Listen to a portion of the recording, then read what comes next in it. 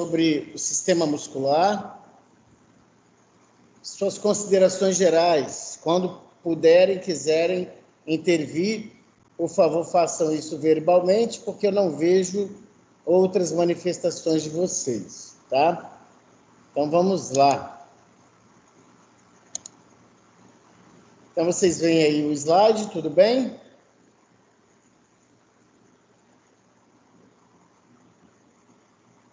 Ninguém falou nada? Sim. Então tá.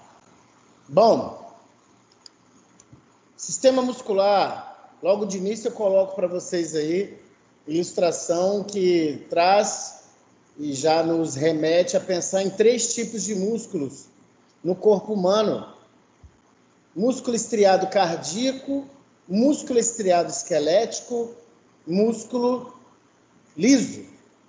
E embora compartilhem de características semelhantes, eles têm suas diferenças sobre alguns aspectos. E é isso que nós vamos ver, pessoal, nesse assunto. Diferenças. Saber diferenciar um tipo de tecido muscular do outro. Onde estão localizados. Que tipo de contração muscular eles provêm. E outras situações. Então, podemos começar dizendo ou fazendo menção a como o tecido muscular contribui para a homeostasia. Relembrando que o conceito de homeostasia é o quê? Estabilidade nas demandas fisiológicas, equilíbrio interno dos processos funcionais do nosso corpo. E como é que o tecido muscular participa nisso? Produzindo movimentos corporais. Nós temos músculos estriados esqueléticos inseridos, ou seja, fixos no periósteo do nosso esqueleto. E, através dessa junção e com o sistema nervoso comandando, nós temos movimentos do corpo humano, que, por sinal, tem um aspecto importantíssimo para a saúde. Hoje em dia, se nós falarmos de depressão, doença de Alzheimer, dentre outras doenças neurológicas, nós vamos chegar à conclusão de que exercícios físicos são muito importantes para a saúde mental. Movimento de substâncias pelo corpo. O movimento por si só, pessoal, é um processo básico, vital do corpo humano. Então, se eu penso em gametas se movimentando, eu sei que o espermatozoide tem uma caudinha e que o movimenta. Mas não é só aquilo que o faz movimentar. E nós temos os oócitos liberados pelo ovário, que, adentrando a tuba uterina, pelo ósteo abdominal da tuba uterina, os movimentos peristálticos das paredes da tuba uterina fazem com que o oócito vá progredindo em direção ao útero. Se Deus quiser, espermatozoide e oócito se encontram. Se não, o ócito vai ser dispensado lá junto com o endométrio. Isso é um elemento que se movimenta. Outro, comida, bolo alimentar. Na boca você mastiga, e aí você usa movimentos do músculo estriado esquelético, músculos da mastigação, que vocês conhecerão em breve, os pterigóides lateral e medial, o músculo temporal e o músculo masseter. E você deglute, você engole, e aí a partir daí, esôfago, estômago, intestino delgado, intestino grosso, por meio de movimentos peristálticos, promovidos por músculos lisos, de contração muscular involuntária, fazem com que o bolo alimentar vá progredindo no trato gastrointestinal e recebendo o assédio de substâncias químicas, os sucos gástricos, a bile, o suco pancreático, para, em última análise, fazer o quê? Absorvermos nutrientes e dispensarmos os resíduos metabólicos. Substância outra que movimenta no nosso corpo, que é vital: sangue. Eu tenho uma bomba que propulsiona sangue por todo o meu corpo. Essa bomba chama-se coração. Coração que tem miocárdio, constituído de músculo estriado cardíaco. Então, esse cara, a vida inteira, bombeia sangue para as diversas partes do nosso corpo. Isso é uma necessidade. E o movimento do sangue, a dinâmica sanguínea, é essencial para que nós não tenhamos distúrbios. Ora, se meu fluxo sanguíneo é lento, isso é um problema. E por que meu fluxo sanguíneo pode ser lento? Eu posso ter questões de obstrução nas paredes dos meus vasos. Pode ser um trombo, pode ser um êmbolo, pode ser uma placa de ateroma, pode ser uma arteriosclerose, que é um endurecimento da parede dos vasos. Ou eu posso ter um sangue muito viscoso, muito grosso, e ele vai fluir devagar, contribuindo para a possibilidade de formação de quê? De um coágulo. E supostamente um trombo. Outra substância que movimenta no nosso corpo: urina. Os rins, então, produzem urina. Eles vão por meio dos ureteres, músculo liso, movimentos peristálticos, até chegar à bexiga urinária, que tem lá um músculo liso interessante, que é o músculo detrusor, que tem a possibilidade de ser mediado pelo sistema nervoso autônomo, e devido à pressão que ele faz na parede da bexiga urinária, esse músculo faz propulsionar a urina por meio da uretra no ato que chamamos tecnicamente de micção. Então, os músculos estão muito inseridos nas questões funcionais importantes do nosso corpo.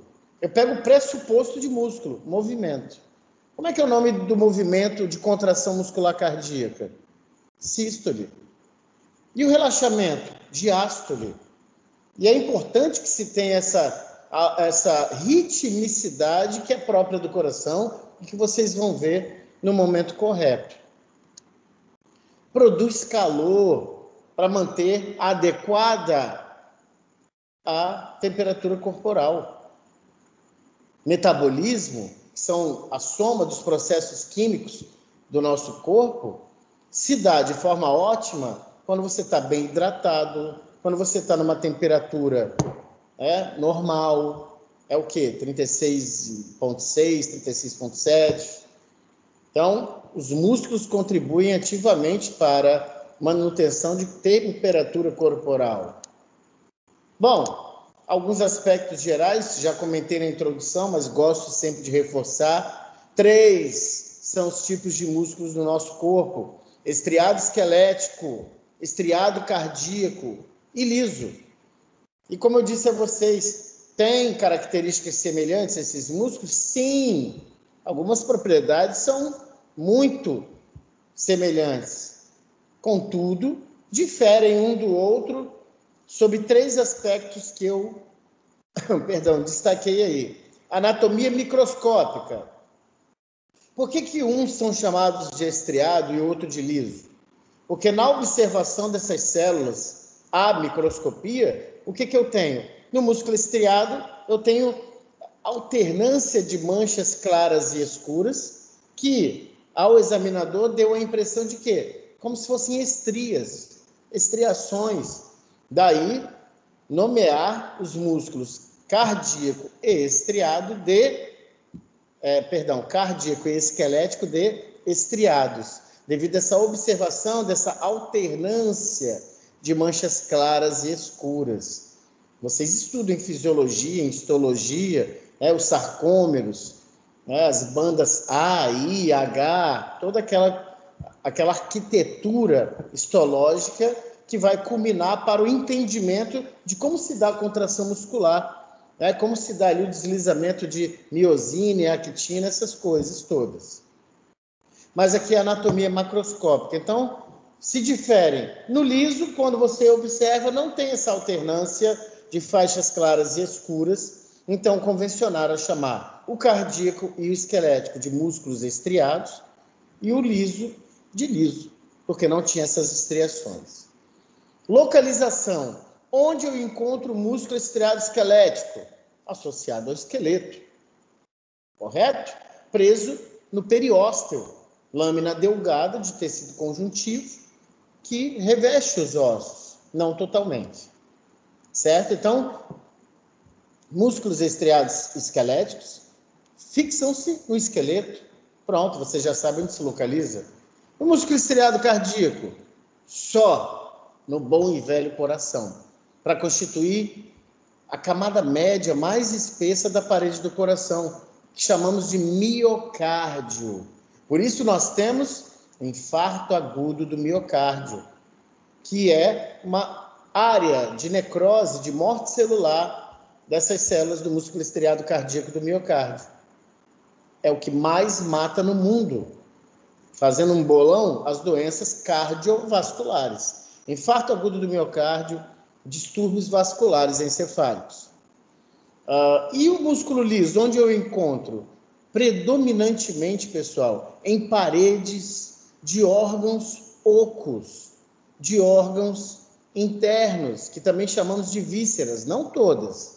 Por exemplo, útero, tem lá o miométrio, bexiga urinária, tem o músculo detrusor, o estômago tem músculo liso, intestino delgado, intestino grosso, túnica média, sobretudo das artérias, tem lá uma área muscular lisa. Por quê? Porque você tem vasodilatação e vasoconstricção.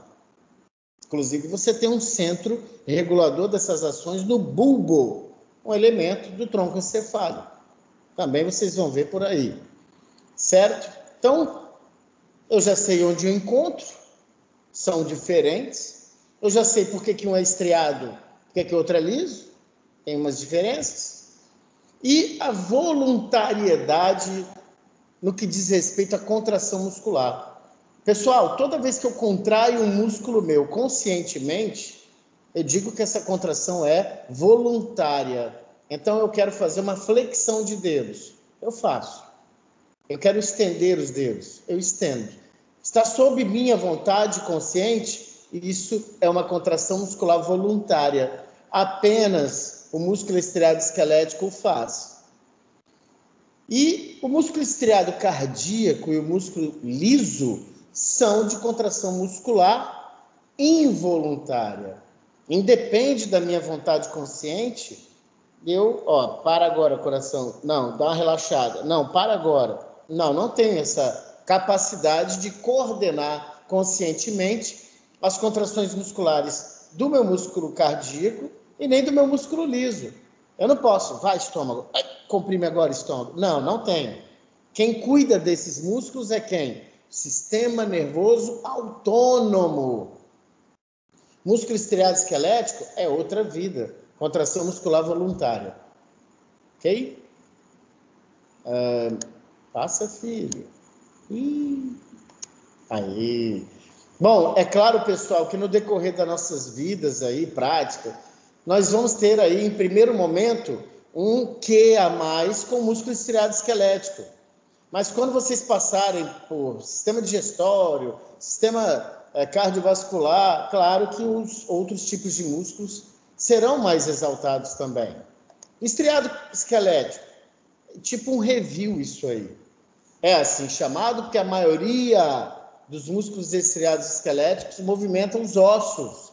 A maioria, Luciano, são todos, não? Não. É denominado estriado porque você, à microscopia, observa faixas claras e escuras alternadas, né? E aí convencionou-se a chamar aquilo de, olha lá, são estriações. Então, esse aí é o músculo estriado esquelético. Basicamente, atua de forma voluntária, como eu acabei de explicitar a vocês. Contudo, também são controlados até certo ponto pelo subconsciente. E aí eu coloquei exemplos como músculos posturais. Veja, meus amigos, graças a Deus, vocês estão aí sustentando a cabeça de vocês, de repente estão sentados, e você não precisa fazer força para isso.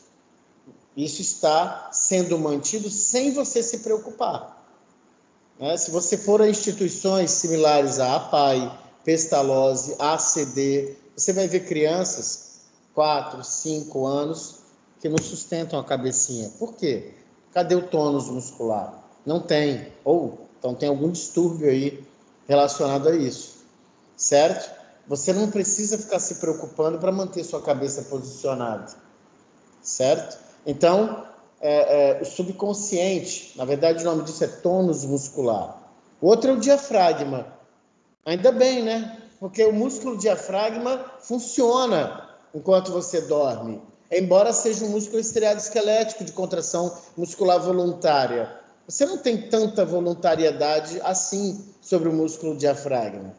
Então, são aí pequenas inserções ou desvio de padrão, tá? Eita, passou demais. Passa.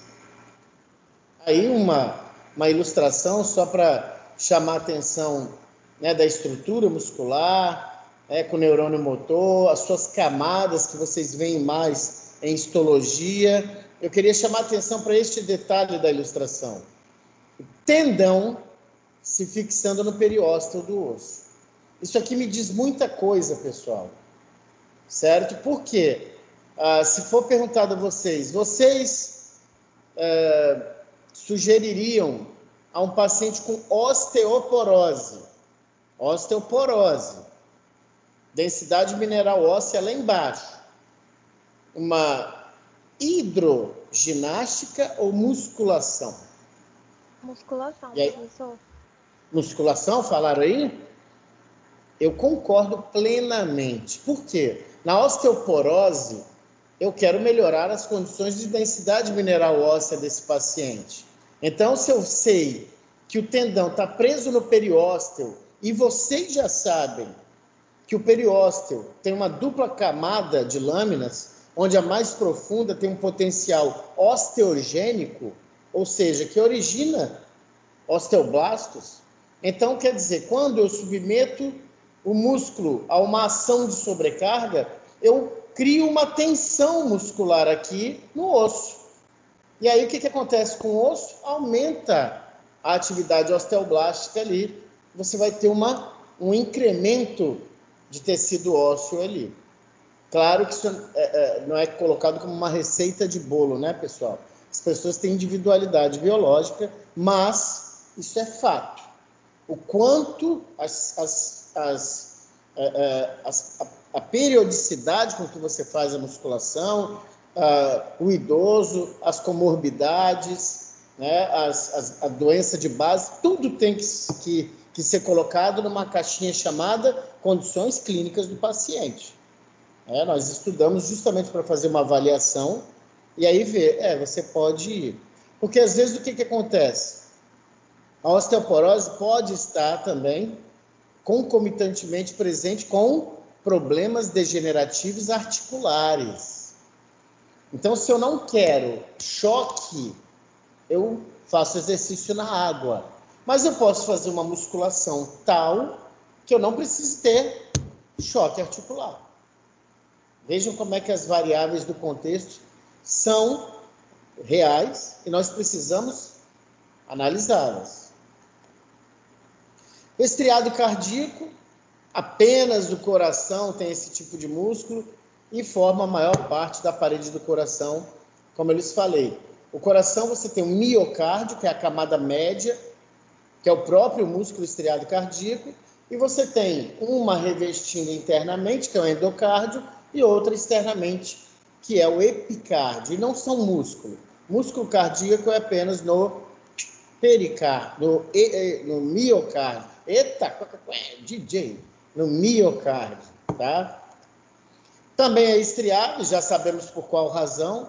Contudo, a sístole e a diástole, que são movimentos do coração, a sístole é a contração do músculo cardíaco, a diástole é o seu relaxamento, eles não são controlados conscientemente. Então, o miocárdio, o músculo estriado cardíaco, é de contração involuntária. Já dizia Marisa Monte numa de suas músicas, né? Meu coração é um músculo involuntário e ele pulsa por você. É algo mais ou menos assim que ela fala. Olha aí a parede do coração. Em algum momento vocês vão estudar o coração, creio que seja no semestre que vem. Então, você tem um endocárdio, que é um revestimento interno, o revestimento que vai dar para o interior dos ventrículos. E aqui sim, o miocárdio. Miocárdio é o que, meninos? Músculo estriado cardíaco. Luciano, por que ele infarta? Ora, infarto é morte celular. Por que um grupo de células no tecido tem morte celular? Ué, porque não está chegando substratos essenciais para ele trabalhar. Tipo o quê? Ora, bolas, nutrientes e oxigênio, pessoal. Então, o miocárdio sofre infarto, infelizmente, é o que mais mata no mundo, são as doenças cardiovasculares, porque o miocárdio, cara, ele não para a vida inteira. Então, ele precisa, claro que não é só de nutrientes e oxigênio, tem toda uma questão sistêmica, mas estamos neste foro de discussão, então isso nos basta. Miocárdio. E o tecido muscular liso, que, como eu lhes falei, localiza-se na parede de órgãos internos, ocos, geralmente, como os próprios vasos sanguíneos, aqui citado, e eu dei uma ênfase na chamada túnica média das artérias, onde ali sim há uma estruturação por músculo liso mais substancial do que nas veias, as vias respiratórias, os brônquios, os bronquíolos. Você tem broncostricção, broncodilatação. Por quê? Porque a parede interna é músculo liso. E aí você pensa assim, putz, músculo liso? É de contração muscular involuntária? Eu posso ter um reflexo tal de que feche meu brônquio? Sim. Asma brônquica, as bronquites crônicas, as bronquiolites, podem ser resultantes de questões alérgenas. Um alérgeno, pólen de flor, cheiro de tinta, poeira, mudança de clima, a própria poluição, podem fazer com que seus músculos bronquiais se contraiam, fechem seus brônquios. Por isso que normalmente o que você vai administrar? Broncodilatadores. E a maioria dos órgãos situados na cavidade abdominal e pélvica que eu citei para vocês, o estômago, os intestinos delgado e grosso, bexiga urinária, útero, músculo liso. É também encontrado na pele, no que nós chamamos de menores músculos do corpo humano. Alguém me falou isso um dia. Os músculos eretores do pelo. Eles fazem erigir os pelos quando nós nos arrepiamos. Você também, e aí é claro, né, pessoal, a questão de ser músculo liso, por quê? Esse tecido, à visão microscópica, não apresenta alternância de faixas claras e escuras, ou seja, não tem estriações, chamou-se então de liso. E é de contração muscular involuntária. E aí eu represento na ilustração com um bom e velho estômago, e vocês notem aí que há 3 camadas de músculo liso na parede do estômago e olha, de direções diferentes, né? Fibras longitudinais, fibras circulares e fibras oblíquas, para fazer esse papel destinado ao estômago, que nós podemos apelidá-lo, nunca colocar numa prova, o liquidificador do sistema digestório. É o cara que vai encontrar o primeiro momento, aquele bolo alimentar que você engoliu, e que eu relembro, tem que chegar em condição pastosa no estômago. Por quê? O estômago é o cara que vai quebrar mecânica e quimicamente esse bolo alimentar e vai misturar com os sucos e no final das contas vai propiciar que o sistema digestório funcione como tem que funcionar em última análise, podendo absorver os nutrientes e eliminando os resíduos metabólicos. Funções do tecido muscular, meus caros, vocês já sabem, por quê? Coadunam, se harmonizam com Como contribui o tecido muscular para a homeostasia? Então vai ficar muito familiar. Olha só, produção do movimento corporal é uma função dos músculos estriados esqueléticos, estabilização das posições do corpo. Ora, se eu estudo articulações, e vocês mesmos me falaram que os grandes estabilizadores das articulações são os músculos, estriados esqueléticos. Então, estabilizar posição de corpo, está com dor na coluna, é porque seus estabilizadores não estão em boa situação de força, de resistência. É preciso verificar o que há. A dor é uma manifestação dos tecidos, isso é óbvio, vocês sabem disso. Mas o importante para o médico é o quê? Ele ser diagnosticador. Sempre. Por que está? E por que está me faz querer achar a solução. Então, por que você tem dor no joelho? Por que você tem dor de coluna? Por que você tem dor nas articulações, enfim? Você pensa, em primeiro lugar, claro, nos elementos articulares que eu já lhes falei, cápsula articular, ligamentos, membrana sinovial, aquela turma toda. Mas também na musculatura que está adjacente a essas articulações. Estabiliza as posições do nosso corpo. Armazenamento e movimentação de substâncias pelo corpo. Falei do estômago, que por um momento armazena, assim como a bexiga urinária, assim como o útero nos armazena um tempo, e movimento de substâncias pelo corpo, como comentamos. Sangue circula no nosso corpo, o alimento, o bolo alimentar de uma forma geral, o ar, os gametas, os líquidos corporais, a linfa. Muita gente esquece da linfa quando vai falar de movimentação de substâncias no corpo. A linfa é muito importante, meus queridos. Só separando um pedaço para ela, a veia porta passa pelo fígado, vocês verão isso a tempo, com quase todos os nutrientes no sangue, absorvidos do trato gastrointestinal, passa pelo fígado, menos lipídios. Lipídios esses que vão via sistema linfático. Olha a importância. E aí você pensa, nossa, mas o sistema linfático não tem um coração para bombear? Quem bombeia a linfa? Músculos estriados esqueléticos. Olha como é que tudo se... Olha, isso é músculo estriado esquelético? Meus queridos, que os vasos linfáticos são muito semelhantes às veias. Contudo, os vasos linfáticos têm paredes muito finas. E no interior desses vasos tem muitas válvulas. E onde elas estão? Em planos relacionados com musculatura estriada esquelética. Então, quando o meu músculo contrai, a linfa é bombeada. Por isso que chamam também os músculos do tríceps sural, na região posterior das pernas, de segundo coração.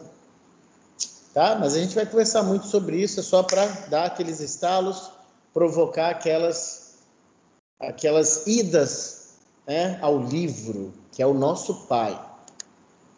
Produção de calor, já falamos, por isso que a atividade física é fundamental, é essencial. Nós sempre ouvimos isso. Preciso me alimentar adequadamente, preciso fazer exercícios físicos, preciso do sono, que ele seja respeitado. E, sabe, essa tríade especial, muitas vezes não dá para fazer uma sem as duas. Geralmente, Então, se você tem atividade física regular na sua vida, se você se nutre adequadamente, se você tem um sono bacana, não vou falar nunca, mas é muito provável que você seja uma pessoa, assim, ideal para o que diz, pelo menos a OMS, de saúde, Mas hoje em dia, claro, se vocês pegarem as bases de dados científicas, o conceito de saúde emitido pela OMS é muito combatido. Mas, enfim, isso é papo para outro momento. Propriedades do tecido muscular, pessoal. Por isso eu gosto muito de anatomia, por isso que eu gosto muito dos 2 primeiros anos dos cursos da área de saúde. Muita gente subestima, mas não sabe que quem faz os 2 primeiros anos dos cursos da área de saúde, top de linha, no padrão ouro, o resto da jornada, pessoal, é muito menos sofrível do que você pensa. É a base está aqui nos 2 primeiros anos. Muita gente subestima. Quando chega lá na frente, eu vou ser cirurgião, tem que dar uma olhada na anatomia, fisiologia, e bioquímica. Então, propriedades do tecido muscular.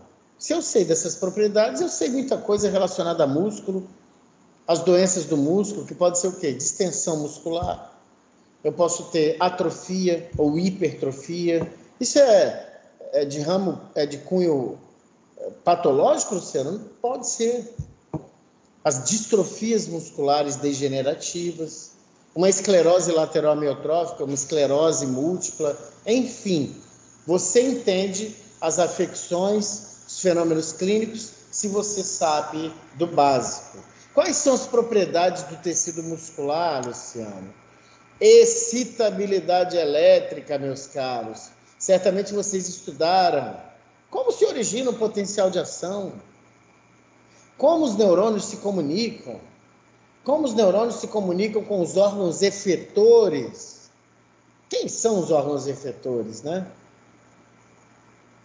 Aí vocês devem estar pensando, Luciano, vai falar não? Vocês já sabem, tecido muscular e tecido glandular. Mas espera aí, volta. O que é excitabilidade elétrica? É a capacidade de responder a certos estímulos, produzindo sinais elétricos chamados de potenciais de ação.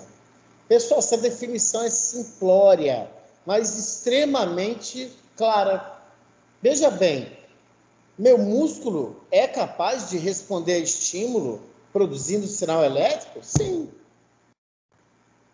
Né?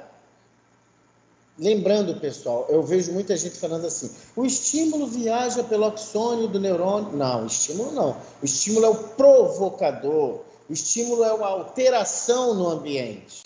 Seja um microambiente, como o microambiente do tecido nervoso, por exemplo, né? Ou um microambiente muscular, um neurônio motor fazendo sinapse com fibras musculares. Estímulo é o provocador, é quem altera o ambiente. E aí, este estímulo é convertido na língua dos neurônios, que é o quê? Impulso nervoso. E vocês já devem ter estudado. Oi? Um exemplo poderia ser quando bate com o martelo, por exemplo, na patela? Isso. Não especificamente na patela, mas obrigado. No ligamento da patela. Né? A gente percussiona e qual a tendência? Que a patela, que a perna se projete para frente involuntariamente. E obrigado pela intervenção, vocês sempre são muito brilhantes. Muito bem, eu percussionei uma estrutura ligamentar e a perna se projetou para frente. Isso foi voluntário? Não. Qual é o nome disso? Reflexo. Se não é voluntário, lembra que eu falei para vocês? Contração voluntária é uma contração consciente. O reflexo não é consciente. Como assim? Não. Você bateu o martelo, você tem receptores sensoriais no ligamento da patela. Esses receptores sensoriais convertem esse estímulo, que foi a percussão, em impulsos nervosos, que vão viajar por neurônios aferentes, que na medula espinal fazem sinapses com interneurônios e com neurônios eferentes. E aí o neurônio eferente vem trazendo a resposta, que é o quê? Toda a resposta do sistema nervoso, toda, é motora. E aí vem sua perna. Ah, Luciano, então foi na medula espinal? Isso é um arco reflexo. Não chegou ao cérebro. Por isso que sua perna vai involuntariamente. Então, os médicos, fisioterapeutas, enfim, profissionais que vão lidar com neurologia, com querer saber como está a integridade de um nível básico de resposta nervosa, fazendo isso que a colega comentou aí. buscando os reflexos. Professor, Hum, Humberto, interromper sua explicação. Você quer continuar? imagina, Humberto. Então, correlacionado com isso que o colega colocou, a instalação do marca-passo no coração, além de cadenciar também, excita a musculatura do coração para que o batimento seja regulado? Isso, Humberto. O coração é um cara mega especial, né? E desculpa que eu estou chegando a cabeça para cá, porque como eu não estou em casa, eu não tenho minhas caixinhas de som que eu escuto vocês claramente. O Humberto tocou no outro assunto maravilhoso, de excitabilidade elétrica. O coração é um cara especial.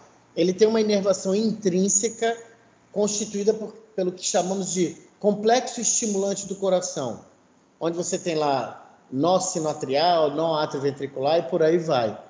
Esse nó sinoatrial é o cara que dispara. E aí eu vou usar o que o Humberto falou aí.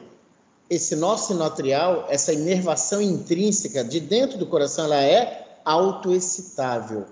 E ela é fundamental para quê? Manter a ritmicidade do coração. Luciano, qual é a ritmicidade do coração? Átrios, essa mão. Ventrículos, essa mão.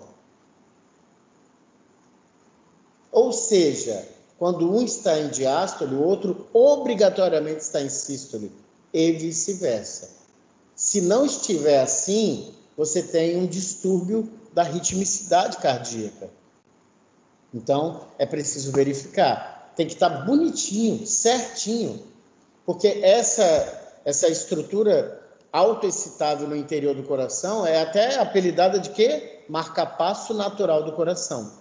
Quando de um infarto, quando de um problema congênito, você tenha problemas nesse complexo estimulante do coração, em alguns casos você precisa de um marca-passo, que é um dispositivo que tem de toda a tecnologia. Tem inclusive assim, quando você entra num estado de fibrilação, de bradicardia, ele dispara uma energia e meio que acorda seu coração. Então, você pode ouvir falar assim, eu já tive estudante que falou, Luciano, não há dúvida sobre isso, meu irmão tem 56 de batimento cardíaco. Opa, está muito baixo. Né? Cardiologista, pode ser um problema de ritmicidade cardíaca. Então, Humberto, nós temos um complexo de células autoexcitáveis dentro do coração para manter esse ritmo, átrio-ventrículo, átrio-ventrículo. Né? Tem uma diferença aí, né, de instantes de um para o outro. Isso é ritmicidade, tem que ser assim. Você já provou de um fenômeno chamado palpitação? Palpitação, um dia o professor de cardiologia me explicou de uma forma que eu entendi. Luciano, palpitação é quando você percebe que seu coração está batendo. Você está, às vezes, parado de boa e ele dá uns pulos, né, uns tremeliques, aí você, opa, estou sentindo ele batendo. Às vezes até provoca tosse. Então, é uma arritmia? Não sei. Veja a recorrência disso, não deixe passar muito, vá ao cardiologista. Médico, nós precisamos visitar periodicamente. Tá? Então, Humberto, é isso. Além dessa inervação intrínseca, que mantém essa ritmicidade, o coração tem uma inervação extrínseca, ali, provido pelo nervo vago. Então, professor, partindo do pressuposto daquilo que você colocou no início desse slide, das lesões que podem gerar nas musculaturas, né? Por conta de infarto, por exemplo, que a gente está estudando no tutorial, que causa aquelas fibroses, né? Isso. E aí enrijece a musculatura do coração. Mesmo que a pessoa não tenha um descompasso desse batimento cardíaco, é possível, então, que esses sinais não sejam suficientes para fazer a expansão e contração do coração de forma necessária?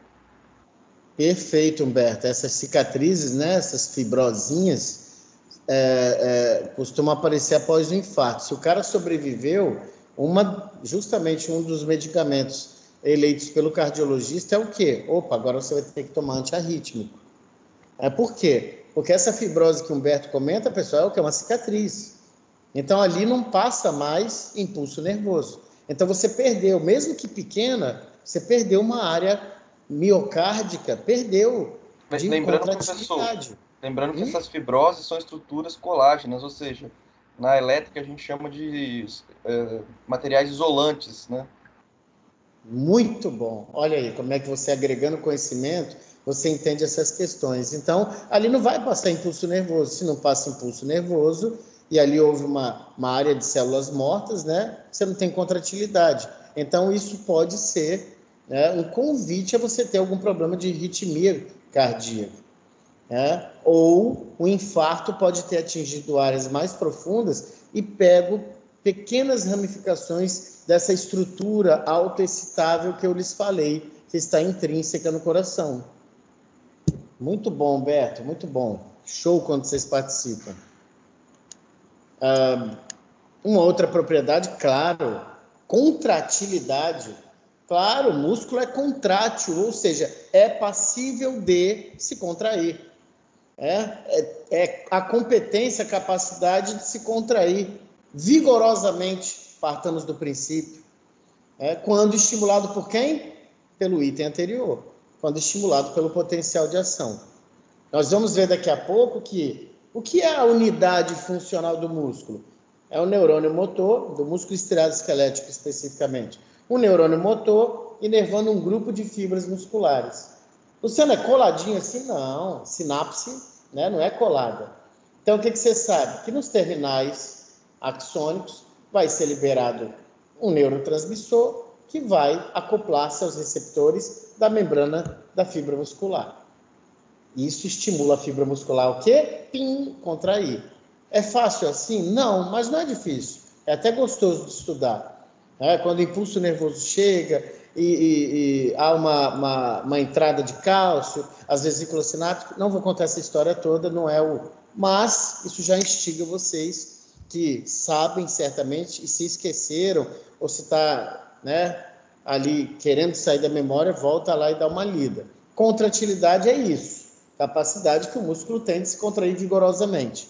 Quando eu penso no coração, que tem sim um tamanho aproximado da minha mão fechada, o meu corpo todo, e ele dá conta de distribuir, isso é fantástico. É uma contração vigorosa. E aí eu penso, e se a contração não for vigorosa? For aquela coisa molenga? Bem provável que vocês estudem insuficiência cardíaca congestiva. É uma questão. Hipertrofia alcoólica, tem vários tipos de hipertrofia do músculo cardíaco, enfim, que comprometem esse vigor. Músculo cardíaco tem que ser vigoroso, as cavidades bonitas, cheias de sangue. Músculo cardíaco. Vamos parar por aqui, senão daqui a pouco a gente está na cardio. Contratilidade. Uma outra propriedade do tecido muscular. Ei, pulou um. Ih, o que esse Homer está fazendo aí? Extensibilidade. Que isso? O músculo, pessoal, ele tem a capacidade de ser estendido e não sofrer lesão. Aí isso fica um pouco, né, obscuro. Ô, Luciano, mas músculo distende? Sim. É porque na anatomia nós tratamos do que é normal. Essa extensibilidade, veja aí, é a capacidade do tecido muscular de ser esticado e não sofrer lesão. Por exemplo, essa pinça anatômica, ela não tem a capacidade de ser estendida, entenderam? Então é essa capacidade de uma maleabilidade no tecido ao ponto dele poder ser estendido. Mas é claro que, como o bom e velho Hipócrates falava, todo excesso se opõe à natureza. Eu não consigo fazer isso com esse material, mas o músculo sim. Daí vem o quê? O alongamento muscular. Nós precisamos demais de manter alongados, principalmente os músculos posturais. Por isso tanta gente sente dor nessa região aqui cervical, né? Parece que tem um mundo aqui em cima. Você palpa essa região em pessoas, parece que tem pedra ali. Por quê? A musculatura que está ali, ó, e ninguém alonga. O músculo precisa ser alongado. Pensa aí para quê? No mínimo, para a vascularização ser plena, para a vascularização oferecer os nutrientes e oxigênio e, sobretudo, remover os resíduos metabólicos. Senão esses resíduos vão se acumulando no tecido muscular e isso gera prejuízos à sua estrutura consequentemente, as suas funções. Elasticidade, diferente. Então, na elasticidade, o meu tecido muscular é capaz de, depois de uma contração e de uma extensão, ele voltar ao seu tamanho normal. Isso é elasticidade. E aí vem uma série de teses, né? E de conversas e de discussões. Eu vou fazer uma atividade física.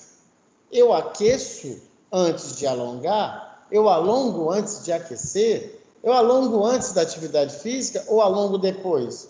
Ou eu alongo antes e depois? Que são conhecimentos básicos, mas que às vezes você não sei. Você não se apega aos detalhes e deixa de atender bem uma pessoa que te procura. E vocês sabem, não é quando vocês se graduaram. Desde já as pessoas sabem que você faz medicina, elas acham que você sabe de tudo. Eles vão te perguntar, mas você está aqui no ciclo básico, estruturando a sua edificação acadêmica. E aí você sim tem condições sim de falar para essas pessoas. Ainda mais pela forma metodológica que vocês estudam a medicina aqui, que é o PBL. Então, sim, você tem toda a condição de conversar com alguém sobre questões musculares. Você não é obrigado a saber tudo, você está iniciando um processo. Mas você tem subsídio, sim, para explicar coisas básicas. E o mais interessante de tudo e útil, pessoal, vocês têm plena capacidade de quê? Encaminhar. Isso é orientar o paciente corretamente. É muito legal. Porque vocês sabem como é que as pessoas reclamam dos profissionais. Nossa, fui lá e só olhou para mim e nem viu nada, ou nem olhou para mim, não tocou em mim e não disse o que eu tenho que fazer. Então, o paciente reclama que não é bem orientado, que não é bem encaminhado. Nossa, me mandou para reumato, não tinha nada a ver com reumato. Nossa, podia ter me mandado para fisioterapia, para o nutricionista, para não sei quem. Então, o encaminhamento é fabuloso. O paciente agradece. E aí o bom e velho Homer Simpson. Não sei por que essa letrinha está preta, acontece às vezes, né? Você sabe diferenciar os 3 tipos de tecido muscular? E aí dentro das mentes de vocês, eu acredito que sabem. Lembrem-se, meus caros, escrevam com propriedade. Nem de mais, nem de menos, certo? A anatomia humana ela é objetiva. Você sabe diferenciar os 3 tipos de tecido muscular? Claro que sabe.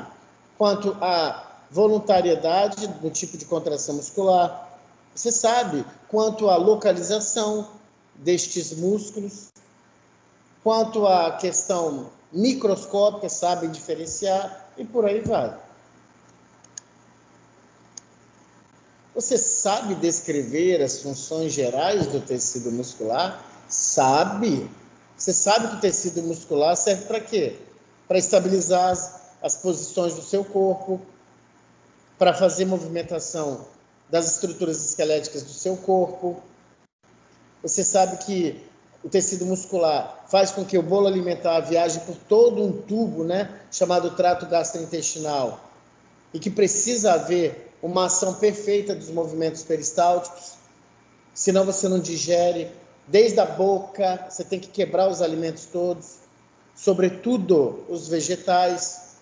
Veja como é que é estranho, né? Eu acho que eu já comentei isso com vocês, ou foi com outra turma. Se você não trabalha direito aqui na cavidade oral com seus dentes, quando você vai lá e defeca, você é bem técnico, né? Defeca, você pode encontrar uma surpresa. E olha lá, um caroço de milho inteiro. Como esse herói conseguiu, desde a boca até o ânus, sair inteiro? Pois é, meu amigo, você não quebrou. Vegetal, vocês sabem, tem celulose. E nós não temos nada para quebrar celulose. Mas se eu quebrar já na boca, eu já ajudo o meu estômago a aproveitar os nutrientes. Então, veja como é que o movimento é importante. Nos dias de hoje, o que nós fazemos? Mastigamos pouco. Para tudo aquilo que você vai desenvolver, desempenhar, se concentre, inclusive para almoçar. Né? Os nossos avós, olha, a hora da refeição é sagrada, senta todo mundo aqui na mesa, em silêncio, nada de conversar, mastigue, processe aquilo ali. No mundo de hoje está difícil fazer isso? Não, separa esse tempo para você. Porque é preciso que o corpo humano possa atuar dentro das suas atribuições, senão ele não vai funcionar bem. E aí, é claro, a questão da produção do calor para manutenção de temperatura, dentre outros, a gente pode aí desmembrar várias funções atribuídas ao tecido muscular. Eita.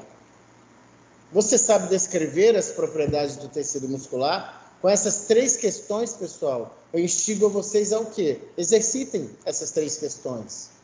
Tá? Por quê? É o exercício motor. Não só faça isso escrito. Fale com alguém, mesmo que sua mãe, seu namorado, sua namorada, seu irmãozinho, cunhado. Fale com um estranho sobre isso. Só para você exercitar, para ficar o quê? Hábito reconhecível pelo teu cérebro. Numa balada não dá, mas é um bom lugar para fazer isso, é na balada. Quer conquistar menino? O menino chega... Ei, você sabia da excitabilidade elétrica, que é uma propriedade dos músculos? Isso já gera um papo muito maneiro. Agora não dá para fazer balada. Então faz com o pessoal em casa, com os parentes. Mas o que eu estou querendo dizer? Torne essas questões hábito, porque aí elas deixam de ser novas, de causar desconforto no nosso cérebro. Torne familiar. Tecido muscular estriado esquelético, né? Eu falei da ênfase a ele. Passa. Cada um dos nossos músculos estriados esqueléticos, e nós temos quase 600 músculos estriados esqueléticos.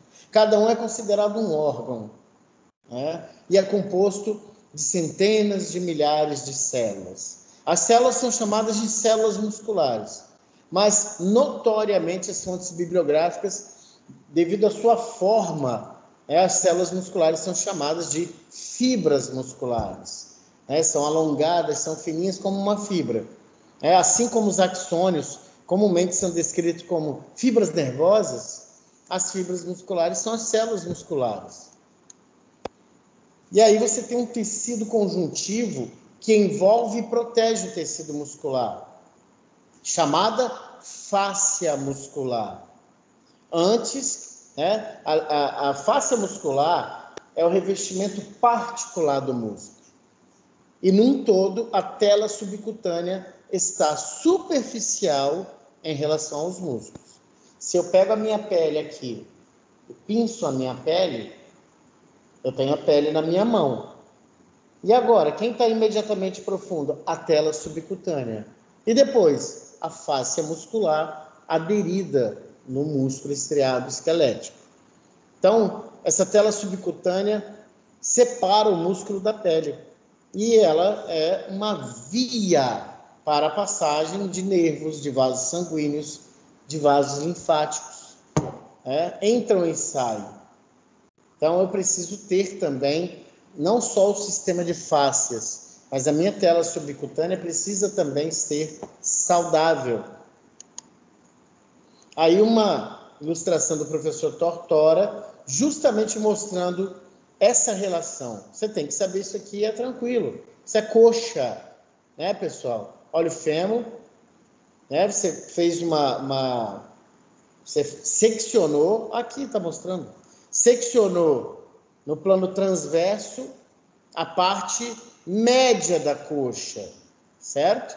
E aí está aqui, aí tirou e te mostrou. Olha o fêmur e olha os músculos estriados esqueléticos, pessoal, como são organizados, compartimentalizados, certo? Vamos por partes, né? Olha a pele, beleza.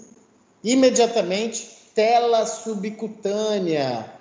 Olha aí, um grande contingente de tecido adiposo, serve para isolar a temperatura, para nós não perdermos calor. E aí, notem aqui, pessoal, olha a fáscia muscular. Ela está revestindo todo o grupamento de músculos da coxa. Legal. Fáscia muscular. Mas veja também que dela, partem projeções para o plano profundo. E essas projeções eu chamo de septos intermusculares. Então, isso aqui é um septo intermuscular, esse é outro, esse é outro. Septo no corpo humano tem a conotação de quê? Parede. Então, ó, ele separa os músculos em grupamentos, em compartimentos, certo? E se fixam no osso. E aí os músculos ficam arranjados direitinho, sendo que cada um tem o seu revestimento facial. Então você tem a fáscia como um todo e você tem a fáscia revestindo os músculos em particular. Isso é interessante porque quem se interessar dá uma olhada lá em síndrome compartimental, comumente vista nas pernas. Você tem um aumento de pressão aqui dentro. E aí, amigo, não tem para onde expandir. Então, o médico procede com intervenção cirúrgica, mas leiam, é interessante. Eu já cuidei de alguns. O sujeito opera, depois ele precisa ali de um atendimento em fisioterapia para poder complementar a sua recuperação. Leiam, síndrome compartimental. Olha aí, Tortora também traz justamente uma peça orgânica. Olha aí como é que é muito parecido, né? Desenho com a realidade. Pele, tela subcutânea, obviamente as individualidades biológicas vão justamente ter variações. Tem gente que tem uma tela subcutânea bem cheia de gordura, tem gente que tem menos. Isso é muito visto aqui nos cadáveres, dá para perceber legal. Olha a fáscia muscular aqui, ó, como um todo, em todo grupamento, você vai ver, e em especial, ó, olha os músculos separadinhos em compartimentos pelos septos intermusculares. É fácil, septo entre os músculos. São paredes entre os músculos para compartimentalizar os grupos musculares, para não ficar o quê? Aquela bagunça. Deus é muito caprichoso, colocou tudo certinho para não ficar uma bagunça muscular. E aí vocês me perguntam, Luciano, além de revestir, claro, meus filhos, quando um grupo muscular contrai, e se eles são revestidos por fáscias, isso vai culminar em quê? As fáscias melhoram o deslizamento, promovem o deslizamento, e isso incrementa o desempenho da contração muscular, certo? Então, lembrem que eu sempre falo isso. Atrito no corpo humano não é uma boa coisa. Deslizamento, sim. Meninos, é 4h55. Tá. Aqui eu coloquei, muitos de vocês farão isso. É uma videolaparoscopia. Só para vocês verem a questão justamente de quê? Pele, tela subcutânea, músculo. Lembrando que músculo sempre tem o quê? Fáscia. Em alguns músculos, especialmente do abdômen, pessoal, vocês vão encontrar um esquema de fáscias e aponeuroses e bainhas musculares muito interessante. Por isso que eu coloquei aqui do abdômen justamente para suscitar uma curiosidade. Componentes de um músculo estriado esquelético típico. Vejam que o tecido muscular descamba aí, especialmente para o músculo estriado esquelético. O tecido adiposo da tela subcutânea armazena a maior parte dos nossos triglicerídeos. Serve aí como uma camada que isola, e faz com que nós percamos menos calor, protegendo também os músculos de traumas físicos. Fáscia muscular. Veja que eu repito essa estrutura. É uma lâmina, é uma faixa larga, fina, de tecido conjuntivo, que reveste a parede e os membros do corpo. Você vai encontrar fáscia em todo lugar quando você abre o corpo humano. Suporta, envolve os músculos e outros órgãos do corpo. Tecido conjuntivo, tecido de sustentação, de revestimento. Permite o movimento livre dos músculos, como eu falei para vocês. Por quê? Como reveste cada grupo muscular, na hora que o músculo contrai, ele não atrita, ele desliza. transporta nervos, vasos sanguíneos, vasos linfáticos, além de preencher os espaços entre os músculos.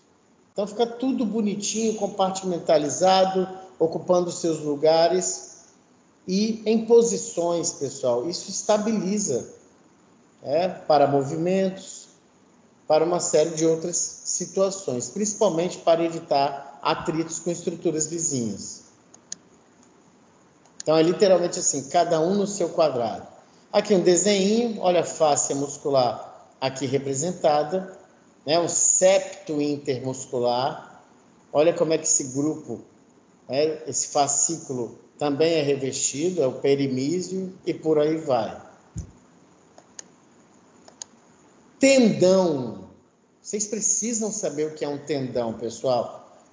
Primeiro, é um componente do músculo estriado esquelético. Um tendão não é um músculo, é uma parte do músculo. Na definição aí, é um cordão de tecido conjuntivo fibroso denso. Adianto, muito forte, mas muito. Você imagina, uma estrutura para se fixar no osso, tem que ser um cara muito forte. Então você já pensa clinicamente, nossa, para romper um tendão não é fácil. Mas é mais fácil do que a gente pensa, por quê? Por questões de inadequações posturais e por aí vai. Na hora que eu tiver vocês aqui na prática, a gente discorre mais sobre isso. Mas é um tecido conjuntivo, um cordão, uma espécie de fita de tecido conjuntivo fibroso denso, que tem ali feixes paralelos de fibras colágenas. E olha a função, fixam um músculo no periósteo do osso. Aí eu botei aponeuroses com asterisco. Aponeurose, pessoal, e tendão são as mesmas coisas, vírgula. Aponeurose tem a mesma constituição e a mesma função dos tendões. Mas difere em que, Luciano? Na forma, no aspecto morfológico. Tendões são estreitos como fitas. Aponeuroses são largas como lâminas. Então você vai ver uma aponeurose associada a músculos largos, músculos planos. E eu já dou exemplo, latíssimo do dorso, oblíquo externo. Aqui um esqueminha bonitinho, onde eu tenho o quê? E aí eu vou adiantar outro componente do músculo estriado esquelético. O músculo estriado esquelético típico, pessoal, tem as extremidades esbranquiçadas, neste que nós denominamos tendões. E a parte média do músculo, a parte carnosa, formada pelas fibras musculares, que é a parte que se contrai, é o ventre muscular. Tá? Ventre muscular é a parte que se contrai do músculo. Quando você vai se exibir, que você faz um musculão, essa parte rígida, que aumenta de volume quando você contrai, é o ventre muscular. O seu músculo está fixo nos ossos pelos, cadê? Tendões.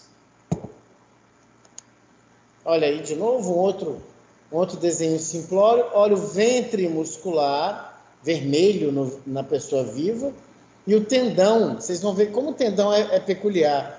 É branco, brilha e muito forte. Tendão.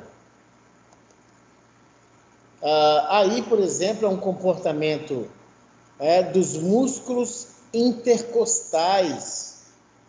3 camadas de músculos intercostais, certo? O íntimo, o interno e o externo. Os músculos intercostais externos servem à inspiração, os internos à expiração. Os intercostais íntimos são parte do interno. Por que eu estou mostrando esse músculo do nada, pessoal? Porque o que eu falei para vocês, meus amigos? O músculo estriado esquelético típico é assim: extremidades são os tendões e a parte média é o ventre muscular. Aqui, por exemplo, você não vê tendão quase. Quando vocês verem na peça, quase você não vê tendão nos músculos intercostais. Então, por vezes, o ventre muscular se prende diretamente no osso, tá? Olha aí um tendão, uma pinçazinha de Addison.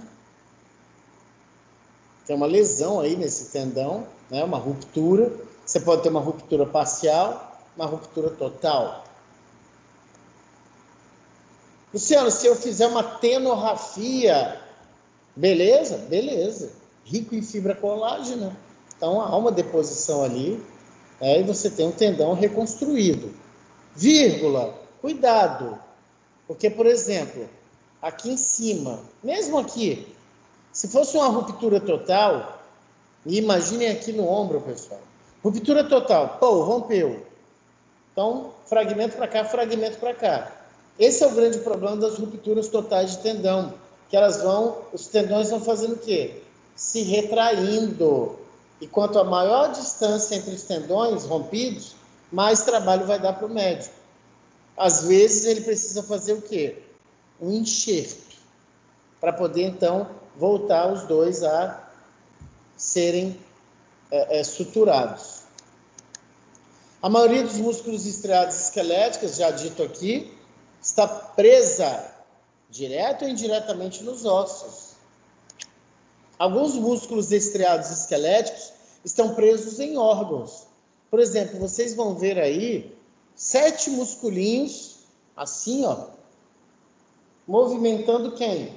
O bulbo do olho, que você não vai chamar mais de globo ocular, nem bola do olho, que eu já vi falando também. Bulbo do olho, B-U-L-B-O. Bulbo do olho, atrás dele você tem músculos que movem o bulbo do olho em diferentes direções, controlados que são por 3 pares de nervos cranianos, o oculomotor, troclear, abducente. Vocês vão ver isso mais lá para frente. Presos a órgãos, presos à pele, nada mais expressivo e fixo em pele do que os músculos da expressão facial. Os músculos estão presos na pele. Um grande teste para ver se você sabe dissecar direitinho é você ter o desafio de dissecar a pele sem levar o músculo facial junto, porque ele está aderido à pele, certo? Músculos da expressão facial. Hoje em dia, com o advento do Botox, que eu já comentei com vocês, perde-se a expressão facial. Luciano, isso é ruim? Não, não é ruim. O ruim é você estar se sentindo mal. Se você quer se sentir bem e você faz o procedimento, luxo, tá lindo ou tá linda, né? Mas a expressão facial é algo importante sob diversos aspectos, né? Mas enfim, nada de anormal nisso aí. E preso à túnica mucosa, pessoal, o principal exemplo disso é a língua. A língua é uma estrutura de músculo estriado esquelético preso à túnica mucosa da cavidade oral, certo? Então, são exemplos aí típicos destas questões que não só do músculo se fixando a esqueleto. Eita! As fixações dos músculos são denominadas inserções, meus queridos. Inserção. Muitas vezes nós vamos ver colegas, médicos, fisioterapeutas e profissionais de educação física, principalmente, falando do músculo assim, origem e inserção de músculo. Não. Inserções musculares. Que é isso, Luciano? São os pontos onde o músculo está se fixando. Inserção vem de um termo em latim, insertio, que quer dizer fixação. Então, as inserções musculares, assim que a gente fala. E aí você terá, sob o ponto de vista funcional, que eu vou dar um exemplo bem básico, aqui não estamos com a pretensão de nos aprofundarmos nas ciências do movimento, então é o exemplo de anatomia. Se você compreende esse exemplo, você vai compreender depois os desdobramentos no estudo do movimento. Então pensa, inserções musculares, eu vou pegar o glorioso bíceps braquial.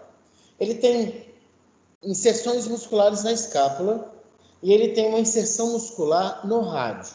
Guardaram aí? Bíceps braquial, esse, que é até covarde eu fazer isso aqui. Bíceps braquial tem inserção na escápula e tem uma inserção no rádio, ok? Beleza. Quando eu faço uma flexão do antebraço, existe um ponto fixo e um ponto móvel. O ponto fixo, olha só, nesse movimento. Quem é o ponto fixo? É a inserção presa na escápula. Porque nesse movimento especificamente, ela não está se movendo. Agora, a extremidade do músculo presa no rádio é o ponto móvel. Por quê? Nestes movimentos do antebraço, especificamente, é o ponto de inserção no rádio que se movimenta. Se eu fosse dar uma definição livresca, seria assim: ponto fixo é a extremidade de um músculo presa à peça óssea que não se desloca durante o movimento. E o ponto móvel? Come só uma palavrinha. Ponto móvel é a extremidade do músculo presa à peça óssea que se desloca num determinado movimento.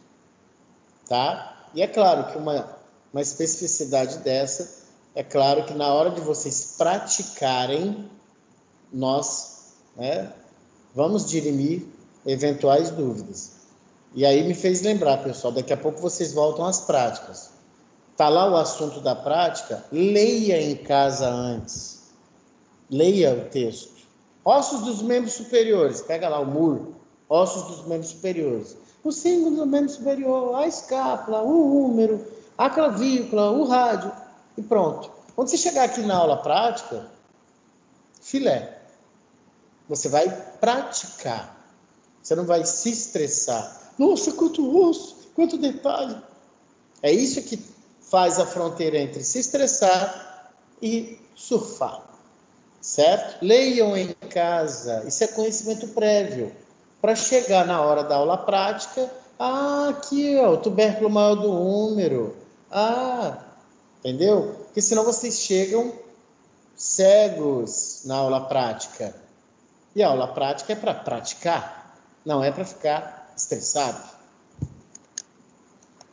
Os músculos estriados esqueléticos produzem contração muscular por encurtamento. Assim você passa a entender, quando vocês forem conversar com o professor José Marcelo em biomecânica, lá no terceiro período, se contrai por encurtamento? Sim, né? Normalmente, né, quando eu quero produzir movimento, eu não vou, mas olha só o exemplo. Meu bíceps braquial está no tamanho dele, né? Legal.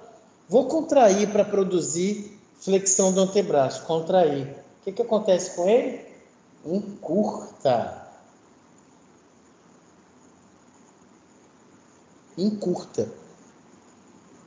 Luciana, então peraí. Quando eu for ver o músculo no laboratório de anatomia, eu vou prestar atenção, sabe em quê? Na direção das fibras musculares. Que dependendo como for, eu entendo o tipo de contração muscular que ele produz e o movimento daquele segmento corporal. Fiquem de olho nisso. A maioria dos músculos estriados esqueléticos recebem nomes de acordo com sua função, seu comprimento, estruturas vizinhas, posição. Por que eu estou falando isso? Porque o grande barato da anatomia, o grande paradigma, o estigma, nossa, é muito nome. Sim, você aprendeu tantos até hoje. Vai aprender mais como? Estudando. Então, quando os anatomistas se juntam, em 1998, e produzem aquele documento que eu já lhes mostrei, a Terminologia Anatômica Internacional, foi para facilitar a nossa vida. Então, por exemplo, eu botei exemplo, e é só isso aqui que eu escrevi? Pensei que tinha mais um. Então, por exemplo, antes de eu passar, flexor radial do carpo. Dá para imaginar onde está esse músculo. Rádio, antebraço. Carpo, mão. Flexor, ele deve fazer uma flexão aqui, ó. Músculo oblíquo interno do abdômen. Eita, está no abdômen, deve estar no plano mais profundo, e as fibras oblíquas, diagonais. Isso é muito gostoso. músculo latíssimo do dorso. Opa, vou procurar lá no dorso. Eu não vou procurar na face. Vou procurar no dorso. Latíssimo porque lato, em latim, é largo. Caraca, deve ser um músculo largo lá do dorso. E aí você vai dando significado ao seu conhecimento e não decorando. Decorando é pobre. Memorizar é um primeiro processo na aprendizagem. Decorar é feio, porque nós não estamos mais no ensino médio fundamental, em que equivocadamente, lembram? A gente fazia prova, né? Decorava aquilo tudo, chegava na prova, vomitava, atravessava a porta, sumiu tudo da mente. Claro, tem exceções. Muita gente guardou muita coisa, senão não estaríamos aqui.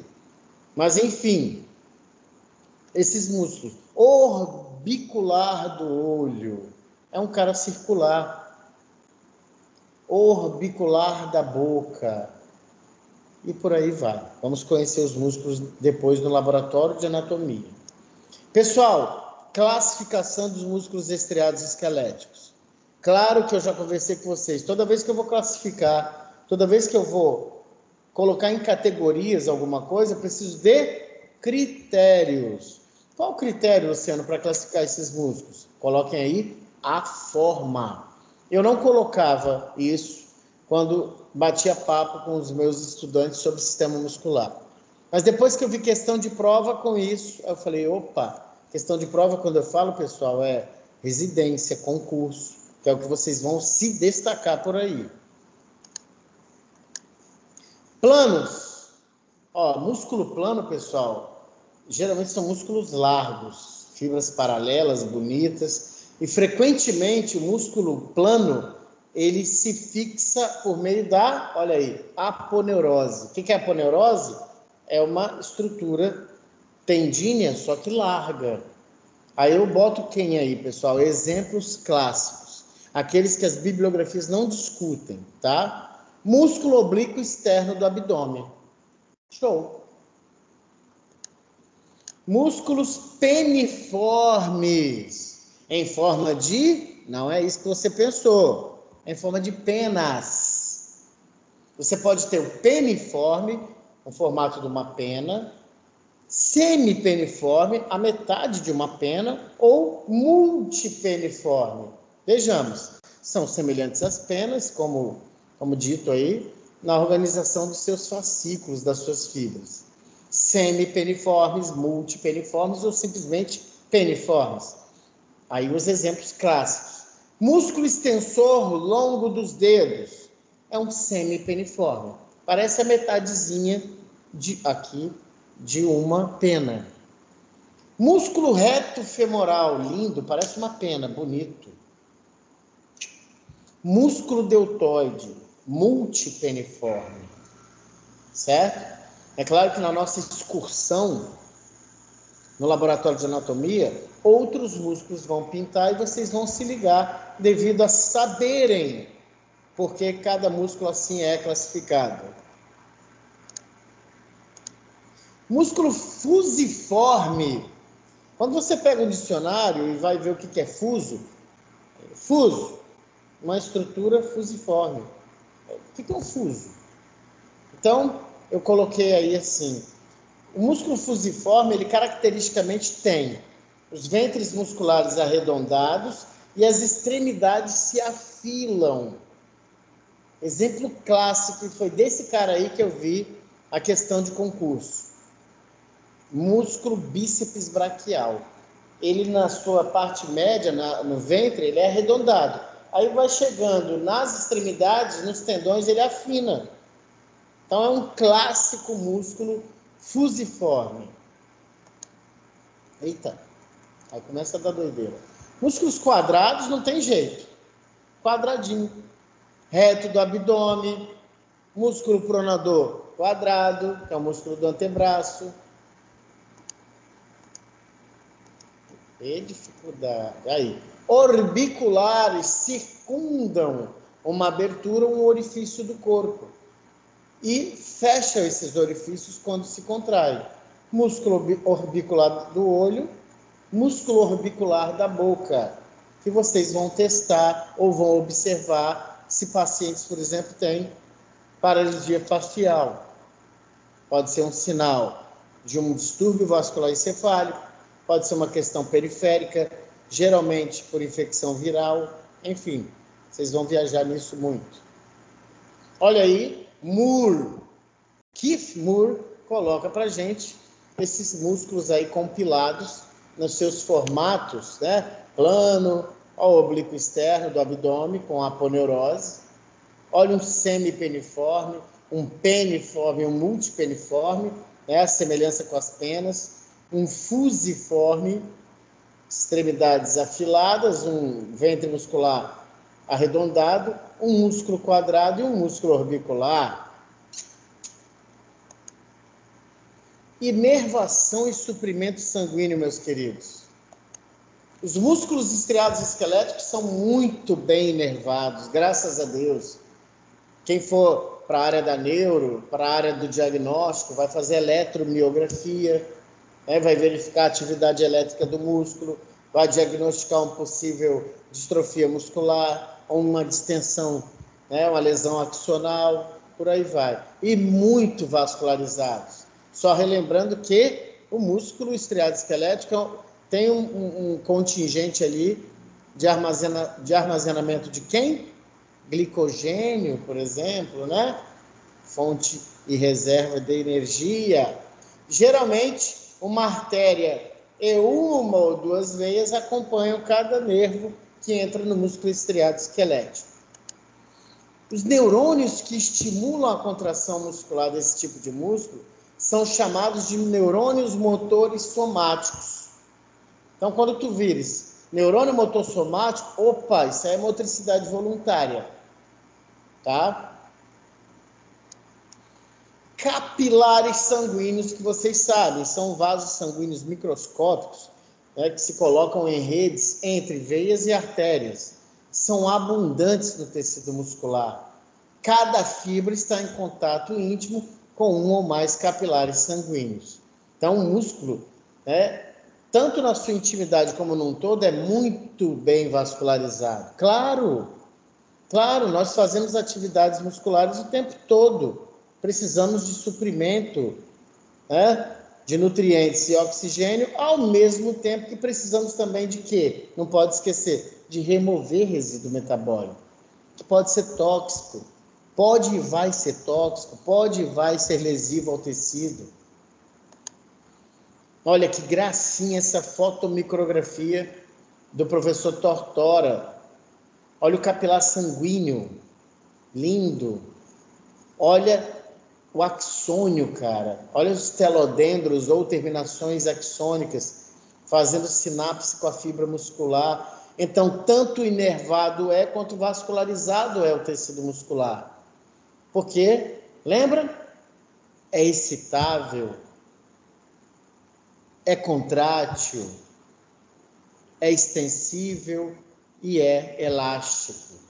Não esqueçamos, muito pelo contrário, peguemos essas informações e sistematizamos, damos significado. E se eu lesar, meus amigos, se um neurônio motor desse é lesado, existem aí, né, várias campanhas hoje em dia nas mídias para crianças que têm doença do neurônio motor inferior, e até eles aproveitam, né, a sigla, ame o Lucas, ame o Tiago, a amiotrofia muscular espinal.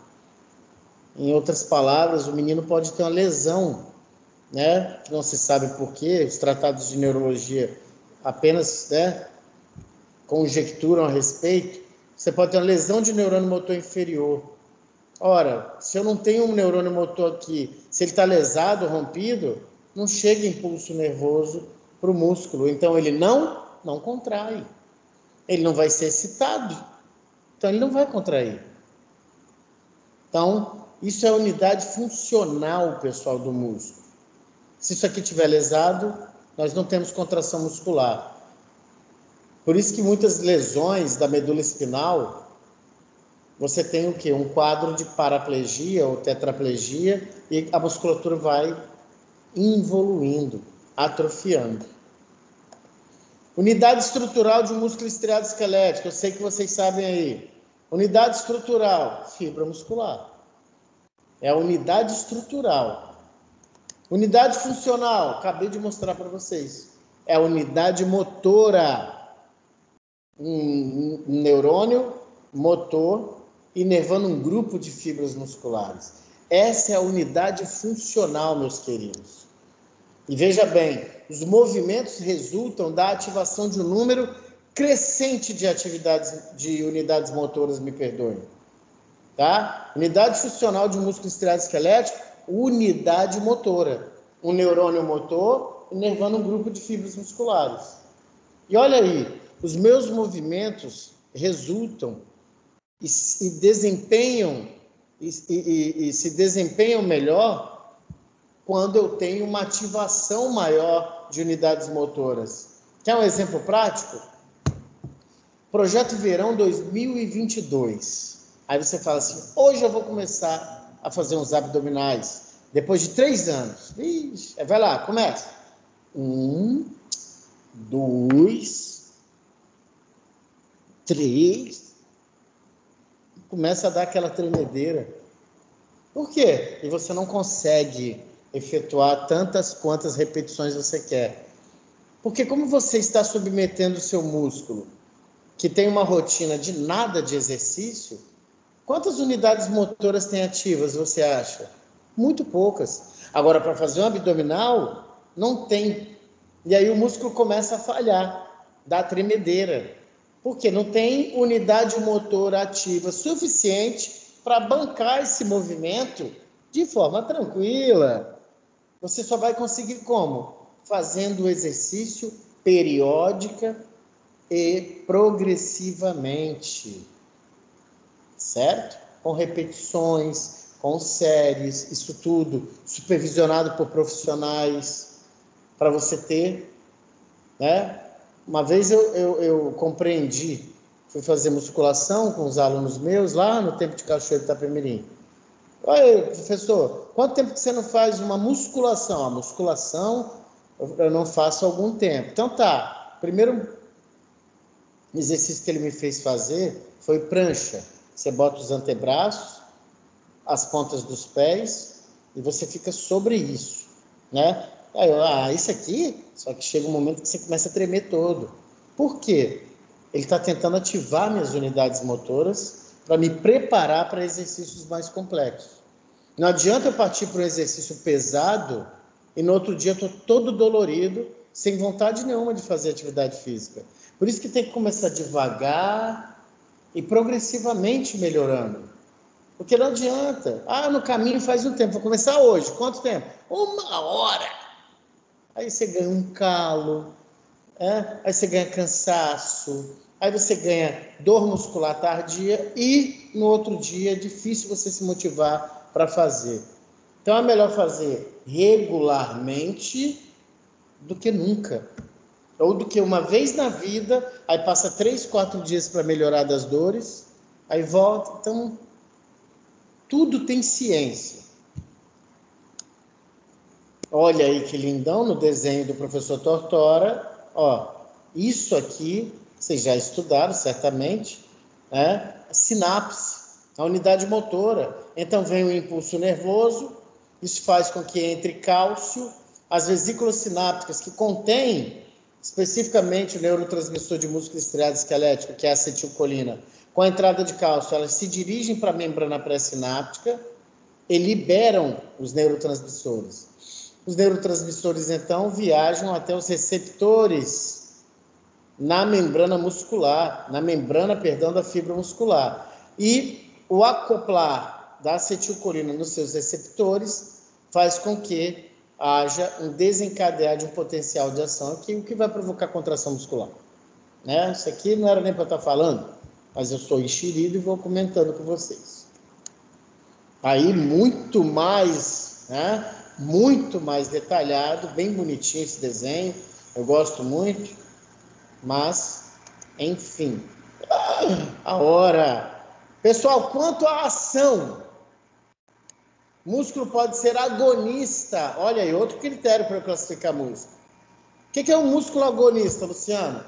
Ó, num determinado movimento, é o músculo de principal ação, certo?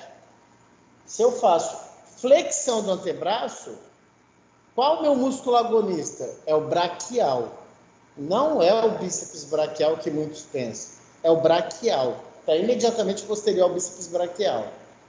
Certo? Então, músculo agonista, num determinado movimento, é o principal músculo. Tá? Se eu fizer extensão do antebraço, quem é o agonista? Tríceps braquial. Ele é o cara desse movimento. Tá? Não vai botar na prova, ele é o cara do movimento. Não, é o músculo de principal ação em determinado movimento. E o músculo antagonista? É o músculo que tem movimento oposto ao do agonista. Então, por exemplo, flexão do antebraço, está aqui. Quem é o agonista? Braquial. Quem é o antagonista de ação contrária? É o tríceps braquial. E aí o que vocês notam? Quando o agonista está contraído, o antagonista está descontraído. É de ação contrária, antagonista. E músculos sinergistas, sim, eles existem porque uma andorinha só não faz verão. O músculo sozinho não produz um movimento. Ele precisa de sinergistas. Músculos que auxiliam, que complementam a ação do agonista. Aí sim, na flexão do antebraço, o agonista é o braquial, mas o bíceps braquial e o córaco braquial são sinergistas, auxiliam no movimento. E músculos fixadores, pessoal, muito importantes, estabilizam as partes proximais de um membro. Músculos relacionados ao símbolo do membro superior e ao símbolo do membro inferior. Porque olha só, se eu tenho essa possibilidade de posicionar minha mão em várias posições, me perdoem a redundância, isso é graças a quem? Esse grupamento muscular. Que é ele que está bancando, ele que está mantendo. São os fixadores. Eles estão mantendo. Então, por exemplo, digitar assim é uma coisa. Digitar com apoio no cotovelo é outra. Né? E aí eu estou falando de quê? Ergonomia. Quem enveredar na medicina do trabalho vai lidar bem com essas questões. Meus filhos, eu preciso parar. Por quê? Eu até terminaria, mas eu estou no meio de uma aula prática aqui. Né? A gente parou, incluímos vocês e eu tenho que voltar para lá. Então, neste momento aí desse slide, eu gravo, né, o resto e posto lá para vocês.